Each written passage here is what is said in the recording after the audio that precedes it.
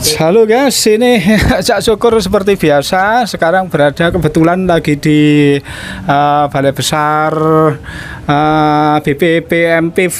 Kalau dulu namanya VEDC Malang ya, BUI Malang ya.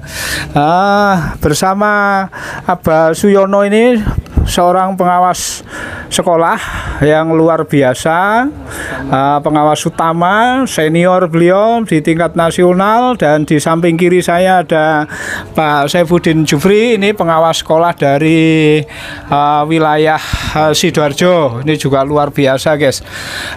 Cak Syukur pengen bincang-bincang dengan beliau berdua ini sekarang terkait dengan kebijakan-kebijakan di pendidikan ini, Bah. Ini kita akan tahu bahwa kementerian ini juga mengalami perubahan, kemudian euforia, informasi juga berseliweran itu di media sosial. Nah, seperti apa Bah kita sebagai seorang pengawas sekolah menyikapi itu semua, Bah? Terima kasih Cak Syukur, Pak Jufri. Alhamdulillah kita bertemu bersama untuk bisa sharing, saling kolaborasi ide-ide kreatif kita. Benar, dengan datangnya pergantian menteri kita membuat dunia pendidikan, para orang-orang yang terlibat di dunia pendidikan mungkin sedikit galau, mengingat kemungkinan apa yang akan terjadi, apakah nanti terjadi perubahan kurikulum ataukah mungkin kebijakan-kebijakan yang lama itu akan diangkat kembali, contohnya ujian nasional dan seterusnya. Maka mengikuti perkembangan zaman sekarang ini, maka menurut saya selaku pengawas yang insya Allah sudah menjadi pengawas kurang lebih 16 tahun, kalau saya mengajak pada Bapak Ibu nggak usah galau dengan kebijakan menteri apapun nanti yang akan ditayangkan, apapun nanti yang akan diputuskan. Kenapa? Fokus kita adalah di pendidikan, bahwa kita mendidik anak zaman sekarang dan mereka akan hidup di zamannya nanti 10-20 tahun yang akan datang. Nah, itulah yang harus kita pikirkan, apa yang kita siapkan untuk anak-anak itu. Maka menurut saya adalah tetap satu karakter, apalagi anak-anak kita sekarang karakternya itu dibombardir dengan budaya-budaya digital, budaya-budaya luar yang seperti ini. Anak-anak sudah gampang sekali mendapatkan budaya, kulturalisasi budaya dari luar yang mungkin zaman kita dulu tidak kita dapatkan. Nah, yang pertama karakter. Maka bagaimana kita menguatkan karakter anak. Yang kedua adalah bagaimana anak kita ini dengan globalisasi ini, maka wawasan informasinya atau literasinya kita kuatkan. Nah, literasinya kita kuatkan. Nah, nanti kita bisa mengembangkan pembelajaran berbasis literasinya. Literasi itu bukan hanya membaca, tapi literasi adalah wawasan informasi. Dibangunnya melalui 3 tahap.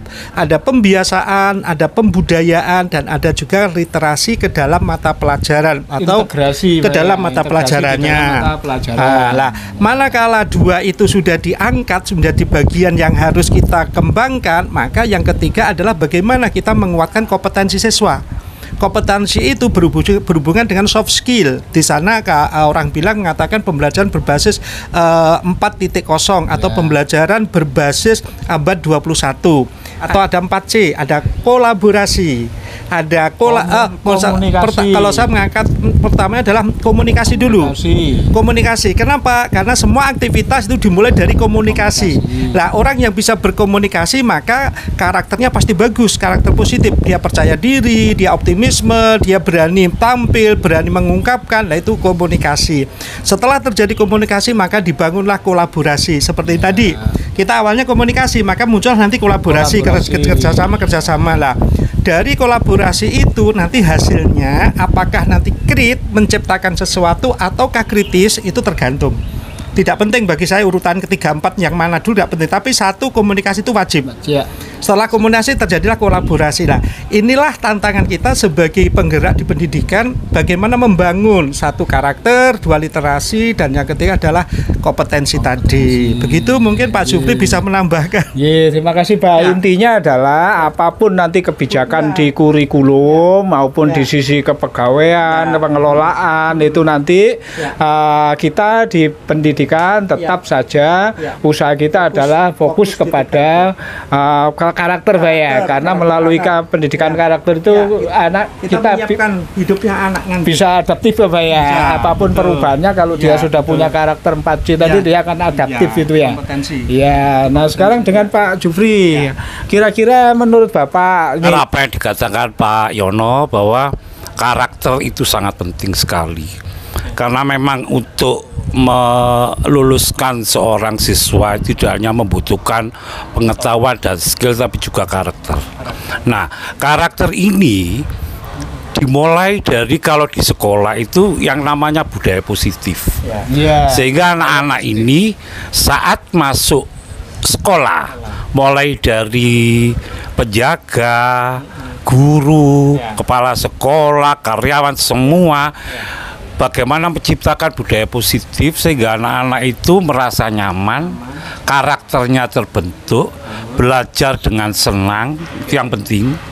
Belajar dengan senang sehingga ilmu yang Bapak Ibu sampaikan itu akan mudah dicerna oleh anak-anak karena dengan budaya positif. Bagaimanapun kita mungkin Bapak Ibu guru mempunyai apa ya namanya di atas, maksudnya di atas siswa. Jadi Bapak Ibu tidak boleh seenaknya gitu dengan anak-anak. Bagaimanapun mereka itu kita perlakukan sebaiknya. Bagaimana tutur bahasa kita, sikap kita, jangan sampai kita anak-anak gini terlambat dan sebagainya. Tapi dimulai dari guru.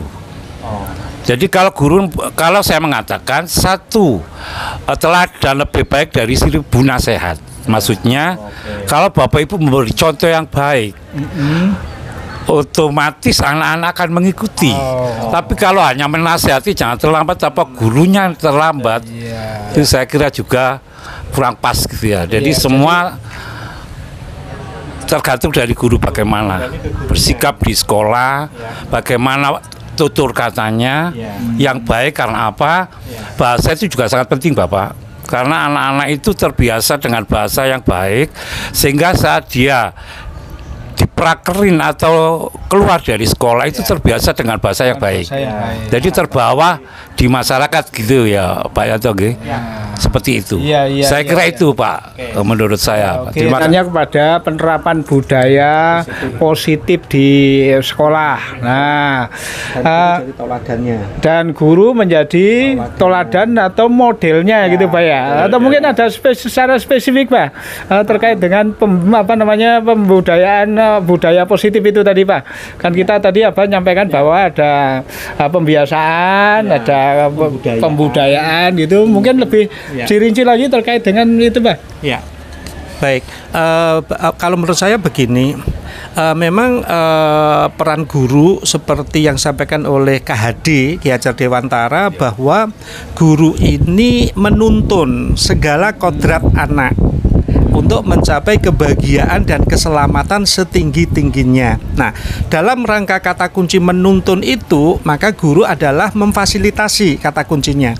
Nah, maka dengan memfasilitasi itu sama juga dengan dalam aktivitasnya, maka si guru itu harus bisa berada di samping si anak, posisinya setara.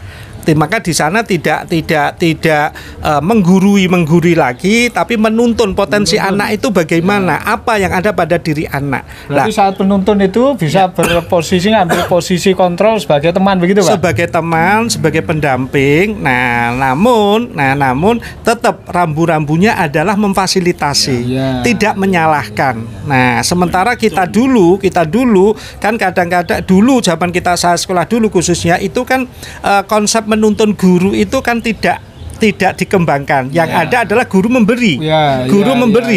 Memberi sehingga seolah-olah kita ini kertas kosong, tidak bisa apa-apa. Nah, inilah yang pola pembelajaran yang harus dibangun oleh guru, dirubah oleh guru sehingga tadi bagaimana membangun pembiasaan, membangun budaya, kemudian melaksanakan pembelajaran yang terintegrasi itu kelihatan.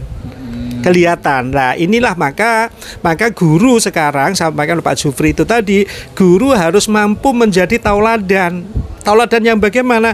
Maka guru harus terus belajar dan belajar.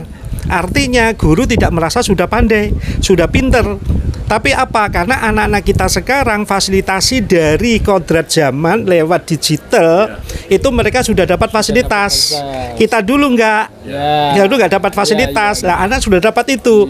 Maka anak muda sekarang zaman anak model generasi strawberry ini kalau dibilangi mereka enggak suka. Tapi kalau diajak, difasilitasi, mereka bangga. Didampingi mereka suka. Lah inilah yang harus kita rubah. Begitu menurut saya. Jadi intinya kan kita ini semuanya kan guru kan gitu Pak ya. Bagi anak-anak kan gitu ya. Nah, seperti halnya filosofi Ki Hajar Dewantara, guru ini ing ngarsa sung tulodo kan begitu Pak ya. Ini yang lebih ya. Kalau di tengah jadi penggerak, kalau jadi belakang jadi motivator kan begitu. Nah, sekarang bagaimana menurut Pak Jufri nih? Kira-kira ketika kita kan variasi nih Pak, guru-guru kita juga ada juga generasi yang dari generasi milenial. Iya, bahkan ada juga guru-guru kita yang baru ini yang dari generasi Z juga. Gitu, yang itu memiliki budaya dan karakter yang berbeda dengan murid yang dihadapi juga dengan kita gitu Pak. Ini gimana menurut Pak Jufri ketika kita menghadapi kondisi ternyata di satu sekolah itu lintas generasi gitu Pak ya, yang berbeda-beda. Nah, gimana Pak dalam mengelola lintas generasi tadi itu kira-kira sehingga menjadi satu sehingga terbangun ekosistem pendidikan yang pembelajaran yang bagus gitu, gimana Pak? Ya, terima kasih Pak. Saya menambahkan dari Pak Yanto, beliau mengatakan bahwa guru menurut Kak Hadi bahwa guru itu menuntun.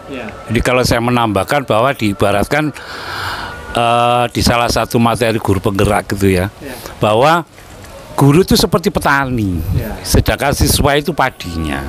Apa maksudnya? Guru ini dengan adanya padi, ibaratnya itu siswa. Kemudian guru hanya ada air yang bagaimana mengairi biar tumbuh subur. Kemudian ada mungkin di pinggir-pinggir padi itu ada rumput-rumput yang harus kita cabut. Bagaimana? Jadi kita tidak memaksakan siswa untuk menjadi orang lain, tapi menjadi diri sendiri dengan cara menggali potensi mereka. Karena setiap siswa itu punya karakter yang berbeda-beda, maksudnya kemampuan dan sebagainya. Dan guru harus memahami satu siswa dengan yang lain tidak bisa kita samakan. Maka terjadilah pembelajaran berdiferensiasi. Bagaimana kelompok ini dan sebagainya, sehingga anak-anak itu merasa senang, kemudian sesuai dengan kemampuan mereka. Karena tidak bisa semua siswa itu disamaratakan. Ibaratnya begini Pak, satu siswa dia bisa lari 10 kilo. Satu siswa bisa tapi dengan waktu yang berbeda. Seperti itu ringkasannya. Oke, terima kasih Pak. Oke. Jadi prinsipnya ya kita ini menuntun dan generasi kita juga berbeda-beda. Maka kita pahami bahwa murid-murid kita, anak-anak kita ini punya karakter yang masing-masing. Maka tugas kita adalah menuntun mereka, membimbing mereka sehingga mereka akan bertumbuh sesuai dengan kodratnya kan itu Pak ya.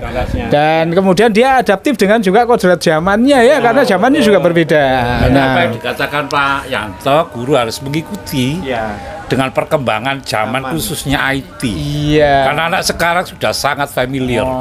Dan itu tadi yang dimaksud dengan pembelajar sepanjang hayat itu Pak ya. Jadi kapanpun kita harus tetap belajar sepanjang hayat. Termasuk juga kepala sekolah ini, pengawas sekolah. Termasuk juga dengan harus mengupdate ilmu-ilmu yang baru. Bisa kita share-kan kepada sekolah-sekolah dampingan kita kalau kita sebagai pengawas. Jadi kita ini pengawas sekolah ya, walaupun sudah pengawas utama jadi tetap terus mengupdate pengetahuan kita Pak ya. Iya, terus belajar. Nah, jadi komen dulu nih dengan kegiatan kita udah 3 hari nih. Di sini mungkin bisa refleksi kegiatan kita nih 3 hari. 3 hari kegiatan kita di BOE ini adalah dalam rangka kita mengimplementasikan pembelajar sepanjang hayat tadi. Maka konsep saya adalah gunung tidak perlu tinggi, yang penting ada dewanya. dan di atas langit masih ada langit. Maka kita tidak boleh memposisikan di langit paling 7, paling atas, karena itu memposisikan yang paling iya, nggak boleh. Kenapa? Karena kita masih ada langit lagi. Di atas langit itu masih ada Tuhan dan sebagainya. Langit 7 masih ada Tuhan. Lah, kalau ke toh gunung, nah kita pun tidak perlu melangit tunggu gunung terlalu tinggi. Tapi apa, gunung itu yang punya dewa. Yang punya dewa itu ada gunung yang, mohon maaf, kata kuncinya adalah gunung yang berapi ya. Apa gunung berapi ya. Itu kan dewa itu bukan dewa penunggu, itu tidak, tapi gunung itu punya sesuatu yang diwaspadai. Mungkin juga sedikit disegani oleh masyarakat di sekitarnya. Karena apa, orang yang berada di sekitar gunung berapi, maka otomatis kan terus waspada. Bagaimana saya harus menyiapkan diri hidup ini? Nah, sama dalam tataran ini, kita 3 hari sudah di sini ketemu teman-teman yang sama-sama pinter, sama-sama bergerak di bidang dunia kepengawasan. Maka saya pun selaku pengawas juga tetap belajar. Saya belajar dari Cak Syukur, belajar dari Pak Zufri, belajar dari teman-teman yang lain. Apa ilmu yang mungkin bisa saya serap, saya ambil, kemudian nanti bisa saya praktekkan tentunya kepada sekolah bina kami, sekolah pendampingan kami. Karena ya, itu sangat penting sekali, sehingga muncullah pada diri kita adalah open mind, terbuka wawasannya, membuka pola pikirnya. Kalau sudah membuka pola pikir, membuka wawasannya, maka lewat ini maka terjadi grow mind, tumbuh kembang, mengembangkan diri. Lah, mengembangkan diri melalui lewat jejaring komunikasi ini tadi. Kalau toh itu sudah open mind, grow mind, maka kita harus open heart. Hatinya ikhlas menerima itu, melakukan itu, dan menghargai itu. Setelah muncul open heart, maka nanti aplikasinya, implementasinya adalah bagaimana kita menerapkan dalam dunia kehidupan kita, pekerjaan kita lewat open will. Will-nya L2 bukan L1. Kalau L1 beda nama nanti. Will itu kinerja. Maka kinerja akan berubah. Nah, itulah aplikasi dari 3 bulan hari di sini nanti, dan kita masih 3 hari lagi. Semoga kita nanti di sini punya energi baru, semangat baru, pengetahuan baru, ilmu baru untuk berbakti lagi pada sekolah dampingan kita. Begitu Cak Syukur, mohon maaf. Terima kasih Abah semuanya. Ini yang luar biasa. Mudah-mudahan diskusi kita, bincang-bincang kita santai di sela-sela istirahat ini, di sela-sela break ini kita bisa bermanfaat, khususnya bagi dunia SMK. Bersama Cak Syukur tetap bisa. SMK bisa. Terima kasih Pak ya, luar biasa. Yo.